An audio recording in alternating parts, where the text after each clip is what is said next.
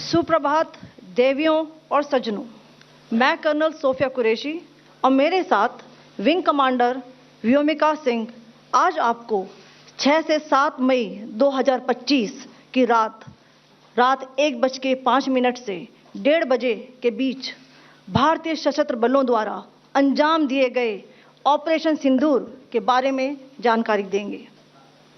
Operation सिंदूर 22 अप्रैल को पहलगाम में हुए विभत्स आतंकवादी हमले के शिकार मासूम नागरिकों व उनके परिवारों को न्याय देने के लिए लॉन्च किया गया था। इस कार्रवाई में 9 टेररिस्ट कैंप्स को टारगेट किया गया और पूरी तरह से इसे बर्बाद किया गया। पाकिस्तान में पिछले 3 दशकों से टेरर इंफ्रास्ट्रक्चर का निर्माण हो रहा है। इसमें recruitment, indoctrination centres, training areas व लॉन्च पैड शामिल थे, जो पाकिस्तान और पाक अधिकृत जम्मू कश्मीर POJK दोनों में फैले हैं। इन लक्ष्यों का चयन विश्वसनीय इंटेलिजेंस सूचनाओं के आधार पर हुआ ताकि आतंक गतिविधियों की रीढ़ तोड़ी जा सके, और यह खास ध्यान दिया गया कि निर्दोष नागरिकों और सिविलियन इंस्टॉलेशन को नुकसान न पहुंचे। के टारगेट आपको बताना चाहूंगी। सबसे पहले सवाई नाला कैंप मुजफ्फराबाद, जो कि POJK के लाइन ऑफ कंट्रोल से 30 किलोमीटर दूर है। यह एक लश्कर-ए-तौयबा का ट्रेनिंग सेंटर था। 20 अक्टूबर 2024 सोनमर्ग, 24 अक्टूबर 24 गुलमर्ग, 22 अप्रैल 2025 पहलगाम, इन हमलों के आतंकियों ने यहीं से प्रशिक्षण लिया था। सैयदना बिलाल कैंप मुजफ्फराबाद, यह एक जैश-ए-मोहम्मद का स्टेजिंग एरिया है। यह हथियार, विस्फोटक और जंगल सर्वाइवल ट्रेनिंग का केंद्र भी था। गुलपुर कैंप कोटली, यह LOC से 30 किलोमीटर दूर था। लश्कर-ए-तौयबा का बेस था, जो रजौरी, पुंछ में सक्रिय था। 20 अप्रैल 2023 को पुंछ में और 9 जून 2024 को तीर्थ यात्रियों के बस हमले में यहीं से आतंकी को ट्रेन किया गया था।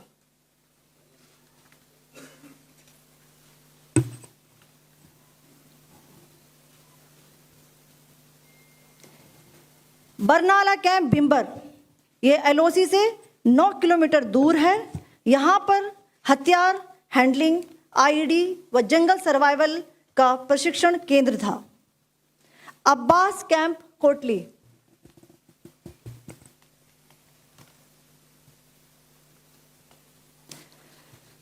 यह LOC से 13 किलोमीटर दूर है।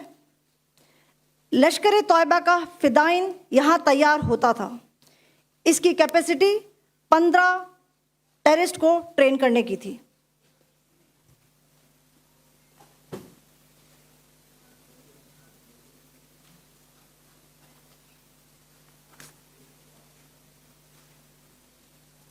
अब मैं पाकिस्तान के अंदर के टारगेट से अवगत कराना चाहूंगी। पहला, सर्जल कैंप सियालकोट, यह अंतर्राष्ट्रीय सीमा से 6 किलोमीटर की दूरी पर है, सांबा कठुआ के सामने।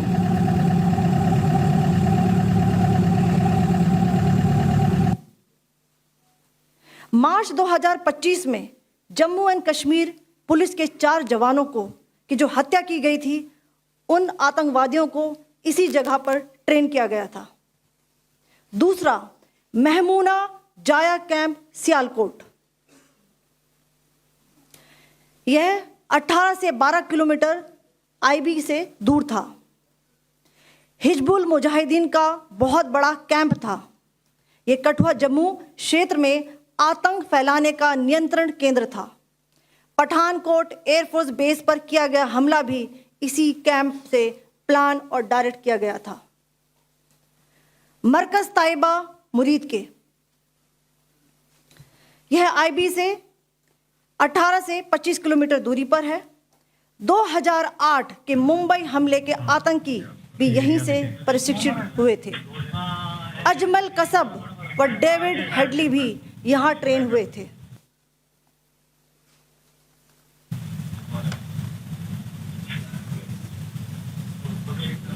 आगे दूसरा आया।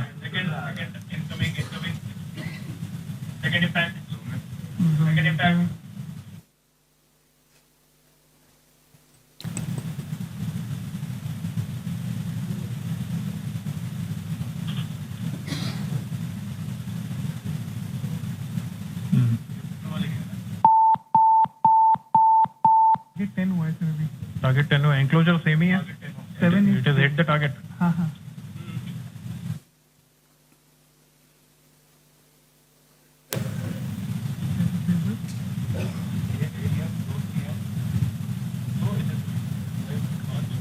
आ गया सर इम्पैक्ट।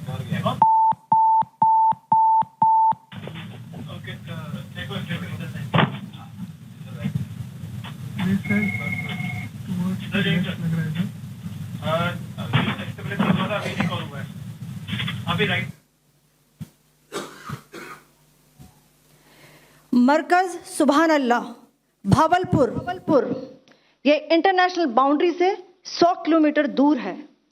जैश ए मोहम्मद का मुख्यालय था। यहाँ पर रिक्रूटमेंट, ट्रेनिंग व इंडॉक्ट्रिनेशन का केंद्र भी था। शीर्ष आतंकी अक्सर यहाँ आते थे। मैं आप सबको बताना चाहती हूँ कि किसी भी सैन्य ठिकाने का निशाना नहीं बनाया गया और अभी तक किसी तरह की नागरिक क्षति की रिपोर्ट नहीं है। धन्यवाद। जय Hind. Operation Sindoor was launched by Indian Armed Forces to deliver justice to the victims of Pahalgam terror attack and their families. 9 terrorist camps were targeted and successfully destroyed. Over the last 3 decades, Pakistan has systematically built terror infrastructure. It is a complex web of recruitment and indoctrination centers, training areas for initial and refresher courses, and launch pads for handlers. These camps are located both in Pakistan as well as Pakistan-occupied Jammu and Kashmir areas. Some of the well-known training camps are located, as you can see on the screen. They are distributed from Savai Nala in the north, counting to approximately 21, ending at Bhagalpur to the south. The selection of these targets for Operation Sindoor was based on credible intelligence inputs and role of these facilities in perpetrating the terror activities. The locations were so selected to avoid damage to civilian infrastructures and loss of any civilian lives. This was done with due diligence, and the camps selected for targeting and their engagement will now be shown to you one by one. POJK. The strike on the terror camps were undertaken through precision capability, as shown to you. A niche technology weapons with careful selection of warheads was ensured so that there will be no collateral damage. The point of impact in each of the target was a specific building or a group of buildings. All the targets were neutralized with clinical efficiency, and the results reiterate the professionalism of the Indian Armed Forces in the planning and execution of their operations. No military establishments were targeted. India has demonstrated considerable restraint in its response.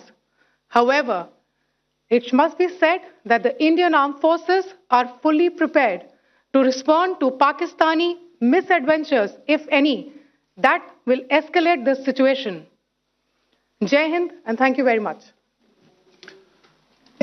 Ladies and gentlemen, friends in the media, I ask your indulgence today in view of the fact that this is still an evolving situation. We will therefore not be able to take questions and answers today, but we will come back for more updates and more briefings shortly. Thank you all very much for joining us this morning. Thank you. Jai Hind.